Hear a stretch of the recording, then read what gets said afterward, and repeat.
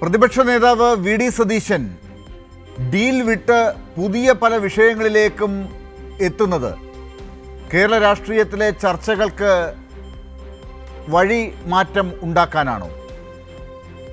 ഈ നീക്കത്തിന് പിന്നിലെ യഥാർത്ഥ കാരണം ഡീൽ ആരോപണത്തിൽ നേരിട്ട തിരിച്ചടിയാണോ എന്നതാണ് ഇപ്പോൾ ഉയരുന്ന പ്രധാന ചോദ്യം. ഡീൽ ആരോപണം ശക്തമായി ചർച്ചയായതോടെ പുറത്തു വന്നത് കോൺഗ്രസും RSSും തമ്മിലുള്ള പതിറ്റാണ്ടുകളായുള്ള ബന്ധങ്ങളുടെ ചരിത്ര വിവരങ്ങളായിരുന്നു. CPIMനെ ലക്ഷ്യമിട്ട് ഉയർത്തിയ ആരോപണങ്ങൾ തന്നെ തിരിച്ചടിയായി കോൺഗ്രസിന് മേൽ പതിഞ്ഞു എന്ന തിരിച്ചറിവാണ് ഈ പുതിയ അജണ്ട മാറ്റത്തിന് പിന്നിൽ എന്നാണ് ഇപ്പോൾ വിലയിരുത്തൽ. ഡീൽ വിവാദത്തിൽ നിന്നും ശ്രദ്ധ തിരിക്കാൻ വിഷയങ്ങൾ മാറ്റിയാൽ സതീശനെയും UDFനെയും എതിരെ ഉയർന്ന അടിസ്ഥാന ചോദ്യങ്ങൾ ഒഴിവാക്കാനാകുമോ?